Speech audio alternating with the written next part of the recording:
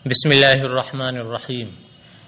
کتاب ملا حسن کا صفحہ نمبر 39 اور 40 ہے، مجلس برکات کا نسخہ ہے، اور متن کی عبارت ہے فَإِنْ كَانَ اعْتِقَادًا لِنِسْبَةٍ خَبَرِيَّةٍ فَتَصْدِيقٌ وَحُكْمٌ۔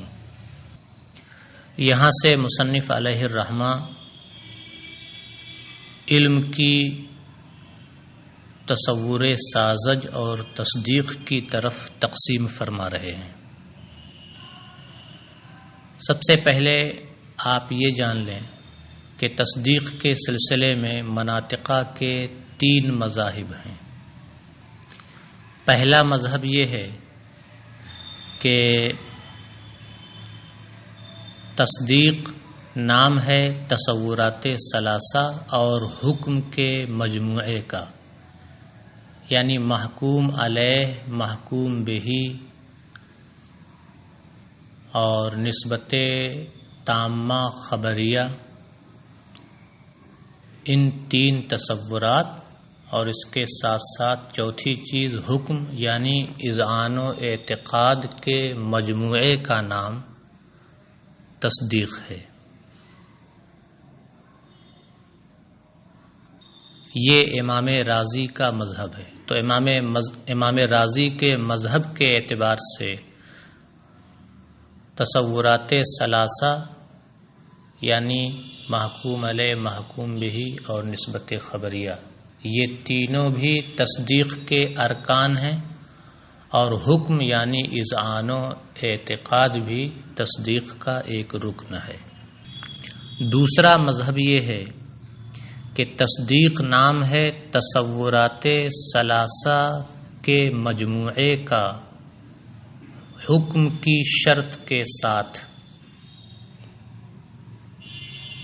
یعنی اس مذہب کی روح سے تصورات ثلاثہ یعنی محکوم علیہ، محکوم بہی اور نسبت خبریہ یہ تصدیق کے ارکان ہیں، اور حکم یعنی اذعان و اعتقاد یہ تصدیق کا رکن نہیں ہے بلکہ یہ شرط ہے۔ تو اس مذہب کی روح سے تصدیق نام ہے تصور مع الحکم کا، کہ تصورات ثلاثہ یہ تصدیق کے ارکان ہیں اور حکم یہ رکن نہیں بلکہ شرط ہے۔ یہ مذہب ہے شیخ بو علی سینا کا، کیونکہ انہوں نے علم کی تقسیم کرتے ہوئے کہا ہے کہ علم کی 2 قسمیں ہیں، نمبر 1 تصور ساذج اور نمبر 2 تصور مع الحکم۔ تو تصور ساذج کو تصور ساذج کہیں گے اور تصور مع الحکم کو تصدیق کہیں گے۔ تو دیکھیں یہاں انہوں نے تصدیق کس کو قرار دیا؟ تصور مع الحکم کو۔ تصور سے مراد ہے تصورات ثلاثہ کا مجموعہ، اور کہہ رہے ہیں مع الحکم یعنی مع شرط الحکم، حکم یعنی اذعان و اعتقاد کی شرط کے ساتھ۔ تو بو علی سینا کے نزدیک تصورات ثلاثہ یہ تصدیق کے ارکان ہیں اور حکم یہ رکن نہیں بلکہ شرط ہے۔ تصدیق کے سلسلے میں یہ دوسرا مذہب ہے۔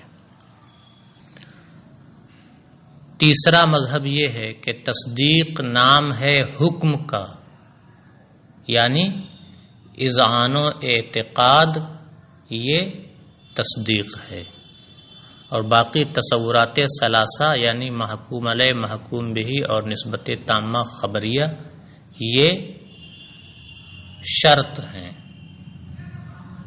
تو اس مذہب کی روح سے رکن صرف اور صرف حکم ہے، یعنی اذعان و اعتقاد، اور تصورات ثلاثہ یہ ارکان نہیں ہیں بلکہ یہ شرط ہے۔ یہ مذہب ہے حکما کا۔ مصنف علیہ الرحمہ نے یہاں پر حکما کا مذہب اختیار کیا ہے، یعنی تصدیق کے سلسلے میں یہ تیسرا مذہب اختیار کیا ہے، اور مصنف کے نزدیک تصدیق نام ہے حکم کا، یعنی اذعان و اعتقاد کا، نسبت تامہ خبریہ کے اذعان اور اعتقاد کا نام مصنف کے نزدیک تصدیق ہے، باقی تصورات ثلاثہ یعنی محکوم علیہ، محکوم بہی اور نسبت تامہ خبریہ یہ ارکان نہیں ہیں بلکہ شرط ہیں۔ تو مصنف نے حکما کا مذہب اختیار کیا ہے۔ مصنف کہتے ہیں فَإِنْ كَانَ اعْتِقَادًا لِنِسْبَةٍ خَبَرِيَّةٍ فَتَصْدِيقٌ وَحُكْمٌ وَإِلَّا فَتَصَوُّرٌ سَاذَجٌ۔ فَإِنْ كَانَ میں کانا میں ہوا ضمیر پوشیدہ فاعل ہے، جس کا کانا میں ہوا ضمیر پوشیدہ اس کا اسم ہے جس کا مرجع ہے مطلق علم۔ تو اب مانا ہوگا تو اگر علم کسی نسبت خبریہ کے اذعان و اعتقاد کا نام ہو، تو اگر علم کسی نسبت خبریہ کا اذعان و اعتقاد ہو فتصدیق و حکم، تو وہ علم تصدیق اور حکم کہلائے گا۔ وَإِلَّا یعنی وَإِلَّمْ يَكُنْ، اور اگر وہ علم کسی نسبت خبریہ کا اذعان و اعتقاد نہ ہو تو اسے تصور ساذج کہیں گے، وہ علم تصور ساذج کہلائے گا۔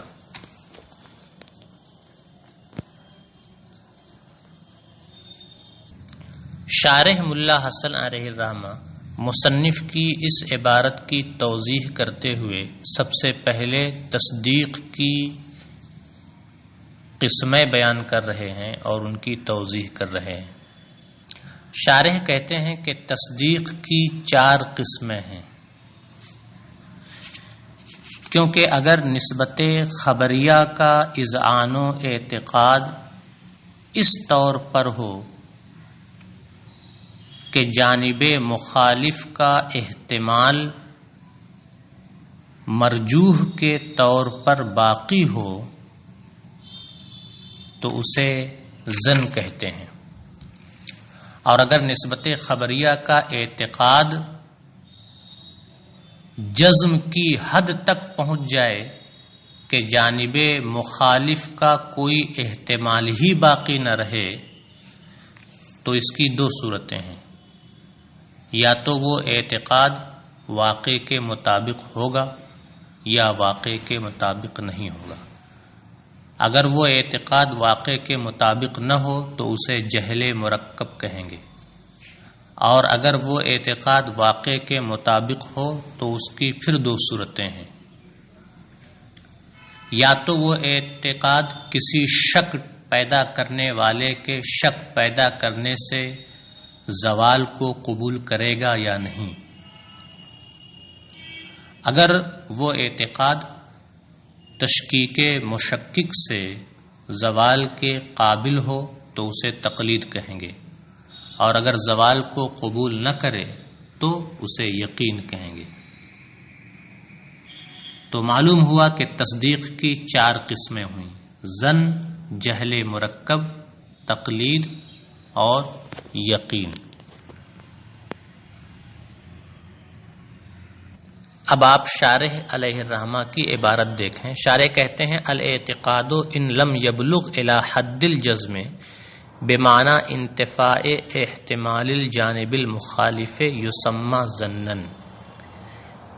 اعتقاد اگر جزم کی حد تک نہ پہنچے، یعنی جانب مخالف کا احتمال پورے طور سے منتفی نہ ہو بلکہ احتمال مرجوح باقی ہو، یسمى ظنا، تو اسے ظن کہا جاتا ہے۔ فہو قسم منہ، تو ظن یہ تصدیق کی ایک قسم ہے۔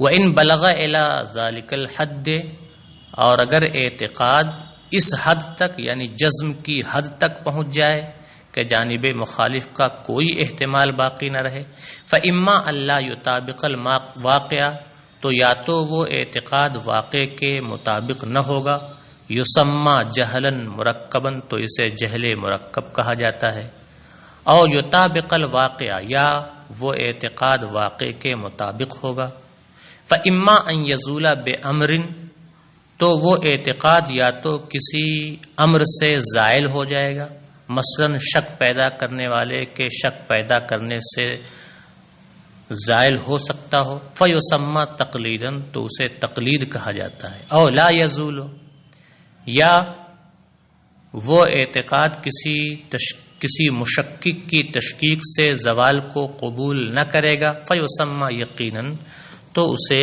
یقین کہا جاتا ہے۔ تو یہ چاروں قسمیں تصدیق کی قسمیں ہوئیں۔ اسی طرح تصور کی بھی 4 قسمیں ہیں۔ اسی طرح اولاً تصور کی بھی 4 قسمیں ہیں، کیونکہ اگر نسبت خبریہ کا اعتقاد ہو لیکن راجح طور پر نہ ہو بلکہ مرجوح طور پر ہو، نسبت خبریہ کا اعتقاد مرجوح ہو تو اسے وہم کہا جاتا ہے، اور یہ تصور کی ایک قسم ہے۔ اور اگر دونوں جانب کا احتمال برابر ہو، یعنی نسبت خبریہ کا اعتقاد تو ہے لیکن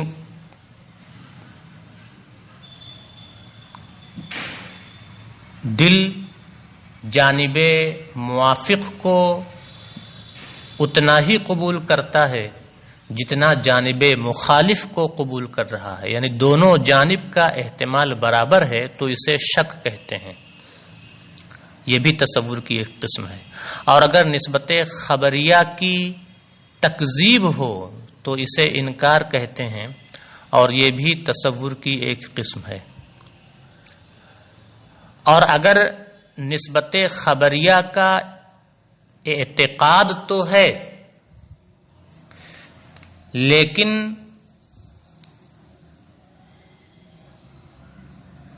دل جانب موافق اور جانب مخالف کسی کو بھی قبول نہیں کر رہا ہے، یعنی راجح اور مرجوح کے بغیر اور تکذیب کے بغیر نسبت خبریہ کا اعتقاد ہے تو اسے تخیل کہتے ہیں۔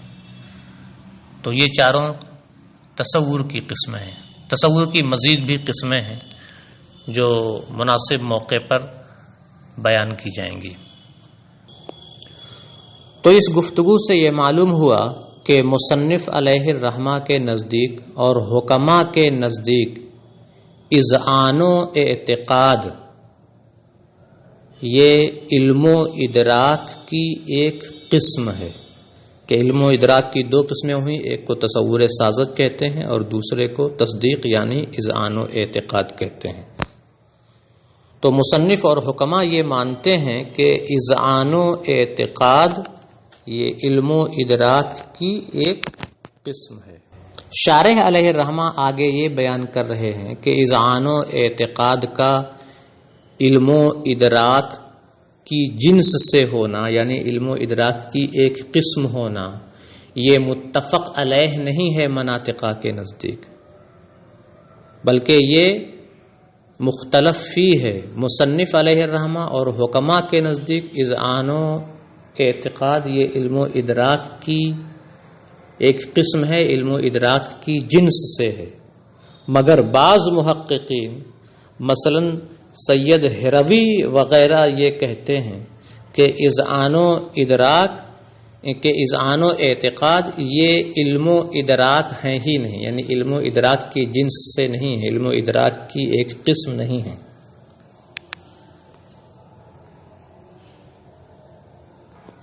ان محققین کا کہنا یہ ہے کہ علم ایسی صفت کو کہتے ہیں جس سے شے کا انکشاف ہو جائے، جس سے شے کا انکشاف ہو اسے علم کہتے ہیں، جبکہ اذعان و اعتقاد سے شے کا انکشاف نہیں ہوتا ہے، بلکہ اذعان و اعتقاد تو شے کے انکشاف کے بعد آدمی کے نفس کو، آدمی کے دل کو عارض ہوتا ہے۔ تو اذعان و اعتقاد سے شے کا انکشاف نہیں ہوتا، بلکہ انکشاف کے بعد آدمی کے دل کو ایک دوسری کیفیت عارض ہوتی ہے جسے اذعان و اعتقاد کہا جاتا ہے۔ اسے یوں سمجھیں کہ کبھی ایسا ہوتا ہے کہ کسی چیز کے علم کے بعد آدمی کے دل کو خوشی لاحق ہوتی ہے، یا کسی چیز کے علم کے بعد آدمی کے دل کو غم کی کیفیت لاحق ہوتی ہے۔ جیسے کسی آدمی کو کسی نعمت کے ملنے کا علم ہو تو اس علم کے بعد اسے خوشی کی کیفیت حاصل ہوتی ہے۔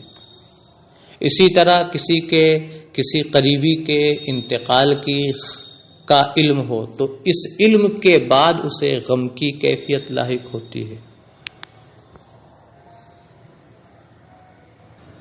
تو یہاں دیکھیں کہ علم و ادراک کے بعد خوشی یا غم کی کیفیت آدمی کے دل کو لاحق ہو رہی ہے۔ تو خوشی اور غم کی اس کیفیت کو علم و ادراک نہیں کہتے ہیں، بلکہ خوشی اور غم کی یہ کیفیت تو علم و ادراک سے ایک الگ چیز ہے۔ ٹھیک اسی طرح شے کے علم و ادراک کے بعد اذعان و اعتقاد کی کیفیت حاصل ہوتی ہے۔ تو جیسے خوشی اور غم کی کیفیت علم و ادراک نہیں ہے، ایسے ہی اذعان و اعتقاد بھی علم و ادراک نہیں ہوگا۔ شارح علیہ الرحمہ بعض محققین کے اس قول کو ذکر کرنے کے بعد کہتے ہیں کہ یہ قول اگرچہ ایسے محققین سے منقول ہے جن کی طرف عقیدت کے ساتھ انگلیاں اٹھتی ہیں اور جو بڑے ہی لائق ادب و احترام مانے جاتے ہیں، لیکن اس کے باوجود ان محققین کا اذعان و اعتقاد کو علم و ادراک نہ ماننا ایک فحش غلطی ہے۔ اس لیے کہ علم و ادراک آخر نام کس چیز کا ہے؟ علم و ادراک نام ہے منشأ انکشاف کا، یعنی جس چیز کے ذریعے شے کا انکشاف ہو جائے اور ذہن کے نزدیک اس شے کا امتیاز ہو جائے، اس کا نام ہے علم و ادراک۔ تو علم و ادراک نام ہے منشأ انکشاف کا اور امتیاز ذہنی کا۔ اب اگر اذعان و اعتقاد سے شے کا انکشاف ہوگا تو اذعان و اعتقاد علم و ادراک ہوگا، اور اگر اذعان و اعتقاد سے شے کا انکشاف نہ ہو تو پھر اذعان و اعتقاد علم و ادراک نہیں ہوگا۔ اور جب ہم اپنے وجدان کی طرف رجوع کرتے ہیں تو ہم پر یہ بات مخفی نہیں رہتی ہے کہ اذعان و اعتقاد سے شے کا صرف انکشاف ہی نہیں ہوتا ہے بلکہ انکشاف تام ہوتا ہے۔ تو جب اذعان و اعتقاد سے شے کا انکشاف ہوتا ہے اور علم نام ہی ہے اس چیز کا جس کے ذریعہ شے کا انکشاف ہو جائے، تو اذعان و اعتقاد کا علم و ادراک ہونا بالکل ظاہر ہے۔ اور اگر کوئی اذعان و اعتقاد کو علم و ادراک نہ مانے تو یہ بات فہم سے بالاتر ہے۔ نیز تصدیقات الہیہ یہ انسانی کمالات ہیں، یعنی اگر انسان کو واجب تعالی سے متعلق امور کی تصدیق حاصل ہو، اس طور سے کہ مثلا اللہ تعالی عالم ہے، قادر ہے وغیرہ، تو وہ انسان کامل ترین انسان کہلاتا ہے۔ اور اگر اسے واجب تعالی سے متعلق امور کی تصدیق حاصل نہ ہو تو کاملیت تو درکنار، وہ جانوروں کے مثل ہوتا ہے۔ تو معلوم ہوا کہ تصدیقات الہیہ یہ انسان کے لیے کمالات کا درجہ رکھتے ہیں، اور ان تصدیقات الہیہ کا انسان کے حق میں کمال ہونا یہ انکشاف ہی کی بنیاد پر ہے. تو معلوم ہوا کہ انسان کامل ہوتا ہے انکشاف کی بنیاد پر، کشف کی بنیاد پر. اب اگر کشف اور انکشاف علم و ادراک نہ ہو تو لازم آئے گا کہ انسان کامل ہو گیا، حالانکہ اس کے پاس علم و ادراک ہے ہی نہیں، اور یہ ناممکن اور محال ہے. تو معلوم ہوا کہ انکشاف ہی اذعان و اعتقاد ہے. معلوم ہوا کہ اذعان و اعتقاد ہی علم و ادراک ہے، اور اذعان و اعتقاد یہ علم و ادراک کی جنس سے ہے. اب آپ شارح کی عبارت دیکھیں، کہتے ہیں ثم قد يذهب الى بعض الاوهام ان الاذعان ليس بادراک بمعنى انه ليس منشأ للانکشاف بل هو من عوارض الادراک كحصول السرور والغموم للنفس فهو من کیفیات نفسانیت اخرى سوى الادراک. پھر بعض اوہام اس طرف گئے ہیں، یعنی بعض لوگوں کا موقف یہ ہے، پھر بعض اوہام اس طرف گئے ہیں کہ اذعان و اعتقاد علم و ادراک نہیں ہے، بئی معنی کہ وہ منشأ انکشاف نہیں ہے بلکہ علم و ادراک کے عوارض میں سے ایک عارض ہے. کا حصول السرور والغموم للنفس، جیسے آدمی کے دل کو علم و ادراک کے بعد خوشی اور غم کی کیفیت حاصل ہونا. فہو من کیفیات نفسانیت اخرى سوى الادراک، کیونکہ خوشی اور غم کا یہ حصول یہ علم و ادراک کے علاوہ دیگر کیفیات نفسانیہ میں سے ہے. تو اسی طرح اذعان و اعتقاد بھی چونکہ علم و ادراک کے بعد حاصل ہونے والی ایک کیفیت ہے تو وہ علم و ادراک نہیں ہے. شارح کہتے ہیں وَهَذَا الْكَلَامُ وَإِنْ صَدَرَ عَنِ الْقَوْمِ الَّذِينَ يَنْعَقِدُ عَلَيْهِمُ الْأَنَامِلُ بِالْاعْتِقَادِ، اور یہ قول اگرچہ ایسے لوگوں سے صادر ہوا ہے جن کی طرف انگلیاں اعتقاد کے ساتھ مڑا کرتی ہیں، اٹھا کرتی ہیں، لیکنہ غلط فاحش، لیکن یہ ایک کھلی ہوئی غلطی ہے، ایک فحش غلطی ہے. فإن الادراک عبارۃ عن منشأ الانکشاف والامتیاز للذہن، کیونکہ علم و ادراک نام ہے منشأ انکشاف کا اور امتیاز ذہنی کا. وفی الاعتقاد کشف تام للمحکی عنہ الواقعی عند المعتقد، اور اذعان و اعتقاد میں معتقد کے نزدیک محکی عنہ واقعی کا کشف تام ہو جاتا ہے. کما یظہر لمن لہ بصیرۃ بالرجوع الی الوجدان، جیسا کہ ہر اس شخص پر یہ بات ظاہر ہے جسے وجدان کی طرف رجوع کرنے کی بصیرت حاصل ہو.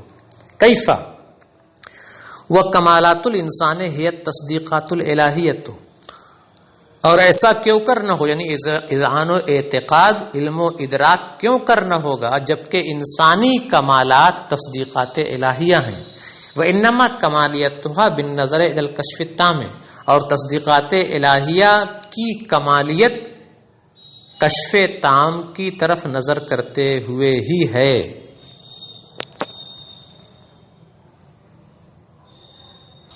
یہاں پر یہ کہا جا سکتا ہے کہ بعض محققین نے جو یہ کہا ہے کہ الاذعان لیس بادراک، کہ اذعان ادراک نہیں ہے، علم و ادراک نہیں ہے، یہاں ان محققین نے ادراک سے مطلق علم مراد نہیں لیا ہے، بلکہ یہاں ادراک سے علم تصوری مراد لیا ہے، ادراک تصوری مراد لیا ہے، کشف تصوری مراد لیا ہے. سمجھیے گا اچھی طرح. یہاں کوئی یہ کہہ سکتا ہے کہ بعض محققین نے جو یہ کہا ہے کہ اذعان ادراک نہیں ہے، تو یہاں ادراک سے مطلقاً علم مراد نہیں ہے، بلکہ یہاں ادراک سے مراد ہے ادراک تصوری، علم تصوری، کشف تصوری۔ تو اب مطلب یہ ہوا کہ اذعان و اعتقاد جو کہ علم ہے، ادراک ہے، کشف ہے، یہ اذعان و اعتقاد کشف تصوری نہیں ہے، علم تصوری نہیں ہے، ادراک تصوری نہیں ہے۔ بعض محققین جو یہ کہتے ہیں کہ اذعان و اعتقاد ادراک نہیں ہے، ان کا مطلب یہ ہے کہ اذعان و اعتقاد ادراک تصوری نہیں ہے، علم تصوری نہیں ہے، کشف تصوری نہیں، اور یہ بالکل صحیح ہے، کیونکہ اذعان و اعتقاد یہ علم تصوری نہیں ہے بلکہ علم تصدیقی ہے، کشف تصوری نہیں ہے بلکہ کشف تصدیقی ہے، ادراک تصوری نہیں ہے بلکہ ادراک تصدیقی ہے۔ تو ان محققین کی بات بھی صحیح ہو جائے گی اور کوئی اختلاف بھی لازم نہیں آئے گا۔ تو شارح کہتے ہیں کہ اگر یہاں ادراک سے علم تصوری مراد ہو اور کشف تصوری مراد ہو، ادراک تصوری مراد ہو، تو کشف تصوری، علم تصوری، ادراک تصوری مراد لینے سے ان محققین کو کوئی فائدہ حاصل نہیں ہوگا، کیونکہ تب تو یہی ہمارا بھی مذہب ہے، ہمارا بھی موقف تو یہی ہے، حکما اور مصنف کا موقف بھی تو یہی ہے کہ اذعان و اعتقاد یہ علم تصوری نہیں ہے بلکہ علم تصدیقی ہے، جبکہ یہ بعض محققین مصنف اور حکما کی مخالفت کرتے ہوئے یہ بات کہہ رہے ہیں۔ تو مخالفت کرتے ہوئے یہ بات کہہ رہے ہیں، اس سے معلوم ہوتا ہے کہ انہوں نے ادراک سے ادراک تصوری یا علم تصوری، کشف تصوری نہیں مراد لیا ہے۔ اگر انہوں نے یہ مراد لیا ہے تب تو یہ ان کو کوئی فائدہ نہیں دے گا، یعنی اختلاف کرنے سے ان کو کچھ حاصل نہیں ہوگا، کیونکہ وہی تو ہمارا بھی کہنا ہے۔ اور اگر انہوں نے ادراک سے جن سے ادراک مراد لیا ہے، جن سے علم مراد لیا ہے، ان کا کہنے کا مطلب یہ ہے کہ اذعان و اعتقاد یہ جن سے علم سے نہیں ہے، جن سے ادراک سے نہیں ہے، تو اختلاف باقی رہے گا حکما اور مصنف اور ان محققین کے درمیان، لیکن ان کا یہ کہنا بالکل غلط ہوگا، اس لیے کہ اذعان و اعتقاد جن سے ادراک سے ہے، جن سے علم سے ہے، اور یہ بالکل ظاہر و باہر ہے، جس میں کوئی شبہ نہیں ہے۔ اسی بات کو ذکر کرتے ہوئے شارح کہتے ہیں نعم ھذا الکشف نوع مباین للکشف التصوری، ہاں یہ کشف یعنی اذعان و اعتقاد کشف تصوری سے الگ ایک چیز ہے۔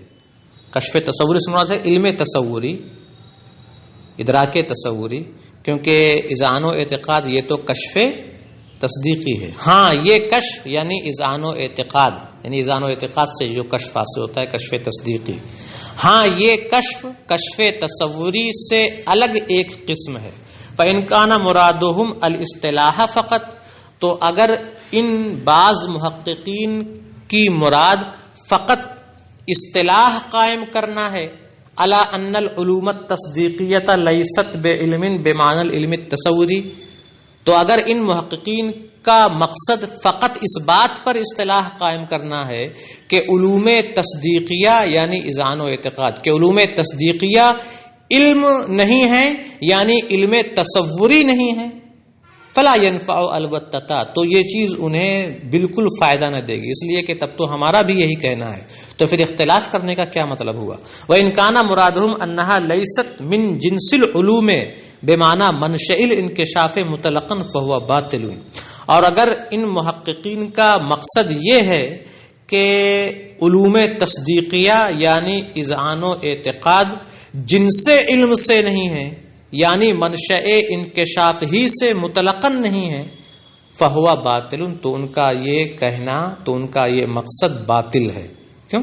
ضرورت انہ بعد التصدیق سیم الیقین یحصل للذہن نور بہ یتجلی الامر الواقعی یقال له بالفارسیۃ بدانستن وله اسم فی کل لغۃ، کیونکہ یہ بالکل ظاہر ہے کہ تصدیق کے بعد، خاص طور سے یقین کے بعد، ذہن کو ایک ایسا نور حاصل ہوتا ہے جس سے امر واقعی روشن ہو جاتا ہے، اور اس نور کو فارسی زبان میں دانستن سے تعبیر کیا جاتا ہے، اور ہر زبان میں اس کا ایک نام ہے، جیسے ہماری زبان میں اسے جانکاری کہتے ہیں، سمجھ بوجھ کہتے ہیں۔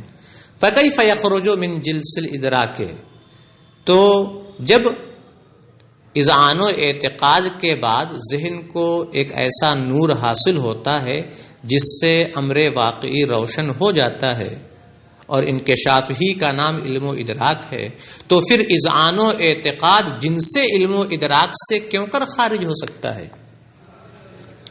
بلکہ تحقیق تو یہ ہے کہ علم و ادراک کا سب سے اعلی مرتبہ، انکشاف کا سب سے اعلی درجہ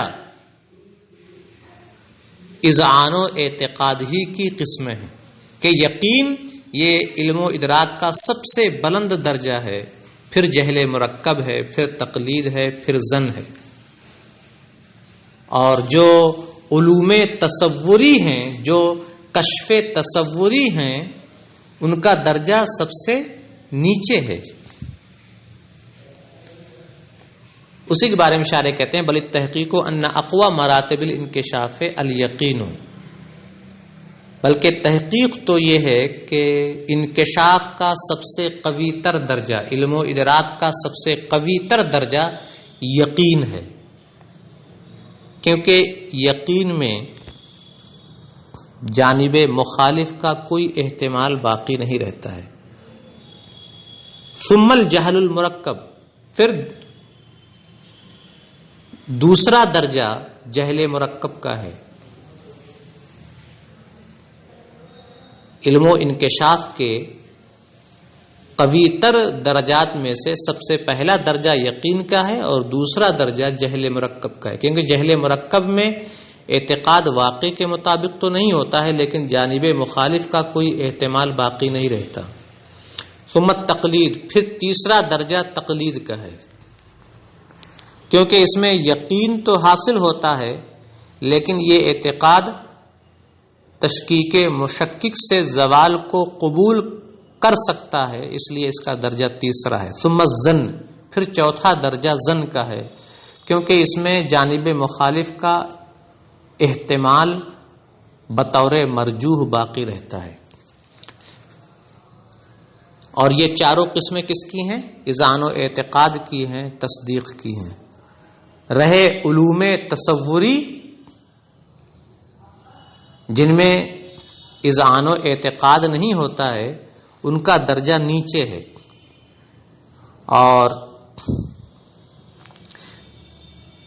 وہ علوم جن میں اذعان و اعتقاد نہ ہو،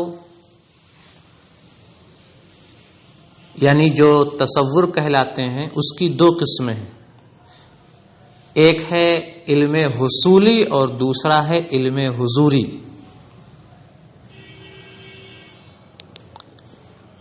تو علم حصولی اور علم حضوری یہ دونوں قوت کے لحاظ سے نچلے درجے کے علوم ہیں۔ اسی کے بارے میں شارح کہتے ہیں والعلوم التصوریہ، تو یہاں علوم تصوریہ سے مراد ہیں علم حصولی۔ والعلوم التصوریہ من اضعف مدارج العلوم، اور علوم تصوری حصولی علوم کے کمزور تر درجات میں سے ہیں۔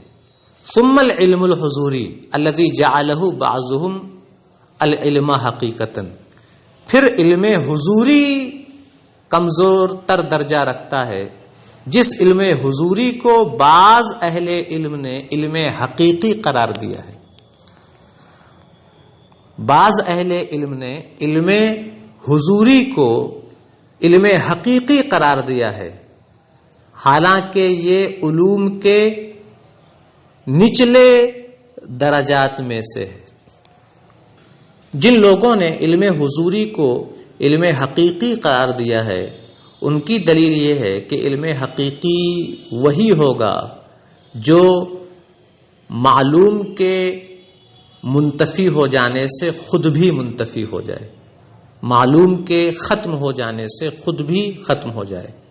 اور یہ شان صرف علم حضوری کی ہے، کیونکہ علم حضوری میں معلوم کی صورت ذہن میں حاصل نہیں ہوتی ہے، بلکہ نفس معلوم یہ عالم و مدرک کے پیش نظر ہوتا ہے.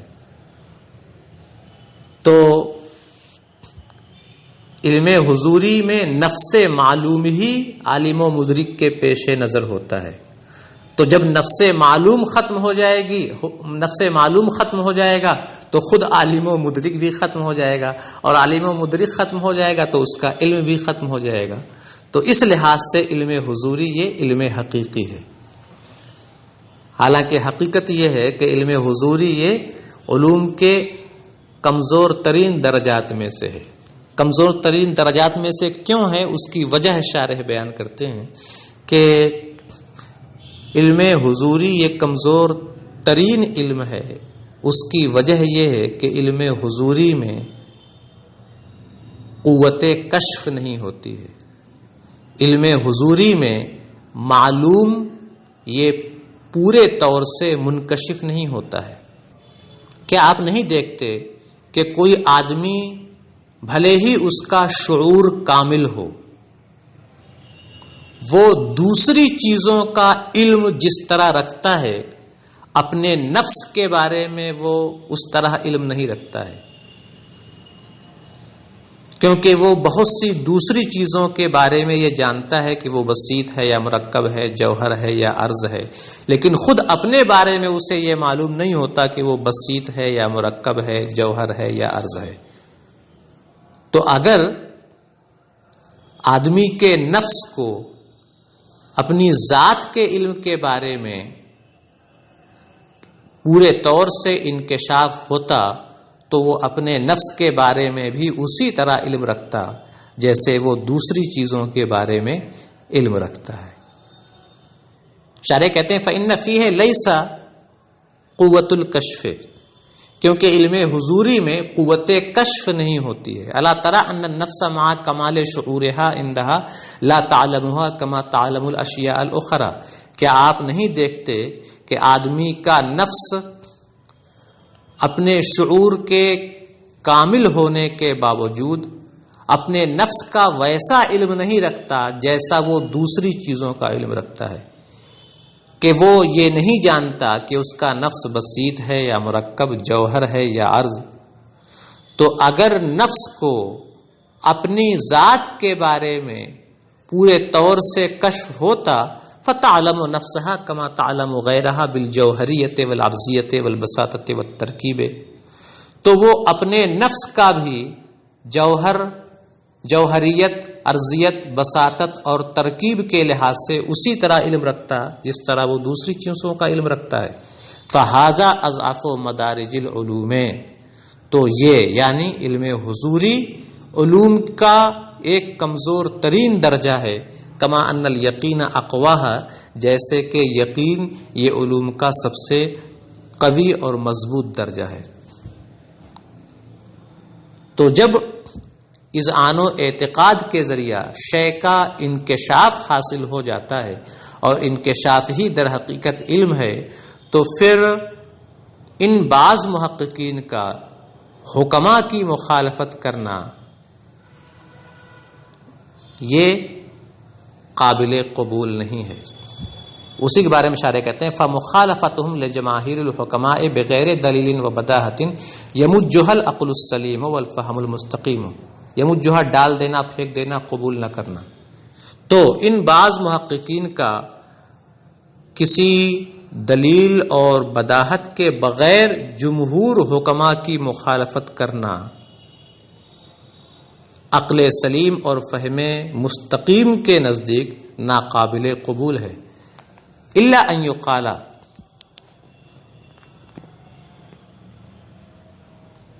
شارح علیہ الرحمہ الا ان یقال سے حکما اور ان بعض محققین کے درمیان تطبیق کی ایک صورت نکال رہے ہیں. تطبیق کی صورت نکالتے ہوئے شارح یہ کہتے ہیں کہ بعض محققین نے جو یہ کہا ہے کہ اذعان و اعتقاد ادراک نہیں ہے، علم و ادراک نہیں ہے، یعنی انہوں نے یہ کہا تھا کہ الاذعان لیس بادراک، اذعان ادراک نہیں ہے، تو بعض محققین نے جو یہ کہا کہ اذعان ادراک نہیں ہے، یہاں ادراک سے صورت حاصلہ مراد لی جائے تو اب مطلب ہوگا کہ اذعان و اعتقاد یہ صورت حاصلہ نہیں ہے، شے کی صورت حاصلہ نہیں ہے، گو منشأ انکشاف ہیں۔ اذعان و اعتقاد علم تو ہیں، ادراک تو ہیں، منشأ انکشاف تو ہیں، لیکن ادراک بمعنی صورت حاصلہ نہیں ہے۔ تو ان بعض محققین کی بات بھی صحیح ہو جائے گی اور حکما سے مخالفت بھی لازم نہیں آئے گی، کیونکہ صورت حاصلہ اس صورت کو کہتے ہیں جو خارج سے ذہن میں حاصل ہو۔ خارج میں کوئی چیز موجود ہے تو اس کی صورت جب ذہن میں حاصل ہوتی ہے تو اس حاصل ہونے والی صورت کو علم کہتے ہیں۔ تو خارج سے ذہن میں وہ صورت آتی کیسے ہے؟ خارج میں جو شے موجود ہے اس شے کو اس کے خارجی مشخصات اور اس کے خارجی مادے سے الگ کرتے ہیں۔ شے جو خارج میں موجود ہے اس کی صورت کو اس کے خارجی مشخصات سے اور اس کے خارجی مادے سے الگ کر کے پھر ذہن میں جو صورت حاصل ہوتی ہے اسے صورت حاصلہ کہتے ہیں، اسے علم و ادراک کہتے ہیں۔ اب خواہ اس شے کو خارجی مشخصات سے پورے طور سے مجرد کر لیا جائے یا ناقص طور پر مجرد کر لیا جائے، بہرحال شے کو اس کے خارجی مشخصات، اس کے خارجی تشخصات اور مادے سے الگ کر کے شے جب ذہن میں حاصل ہوتی ہے تو اسے صورت حاصلہ کہتے ہیں۔ اور اذعان و اعتقاد یہ صورت حاصلہ ہے ہی نہیں، کیونکہ ذہن میں اس صورت کے حاصل ہونے کے بعد جو نفس میں، دل میں جو ایک کیفیت پیدا ہوتی ہے اس کیفیت کو اذعان و اعتقاد کہتے ہیں۔ تو اذعان و اعتقاد کیفیت نفسانیہ کا نام ہے، صورت حاصلہ کا نام نہیں ہے۔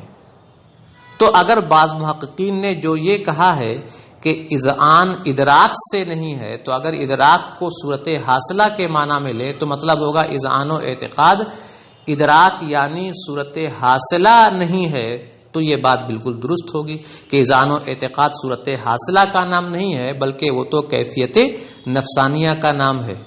تو ان بعض محققین کی بات بھی درست ہو جائے گی اور حکما سے اختلاف بھی لازم نہیں آئے گا، اور یہ چیز مصنف کے لیے ضرر رساں بھی نہیں ہوگی، اس لیے کہ مصنف نے علم کی جو تعریف کی ہے وہ صورت حاصلہ سے نہیں کی ہے، بلکہ مصنف نے علم کی تعریف کی ہے الحاضر عند المدرک سے۔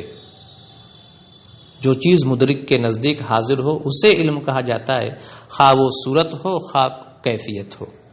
اسی کے بارے میں شارح کہتے ہیں الا ان یقال مرادهم من الادراک حصول الصورت بمعنی الصورت الحاصلہ۔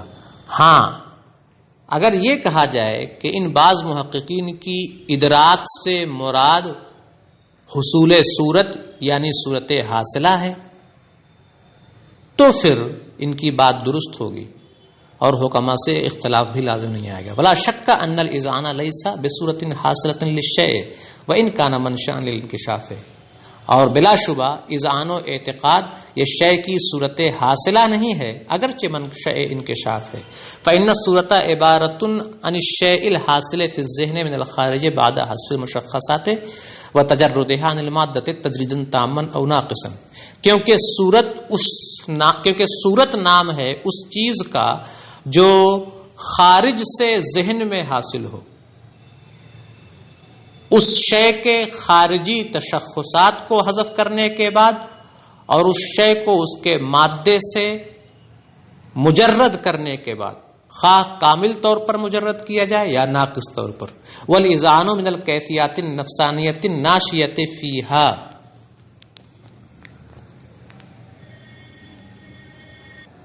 جبکہ اذعان و اعتقاد ان کیفیات نفسانیہ میں سے ہے جو نفس میں پیدا ہوا کرتی ہیں.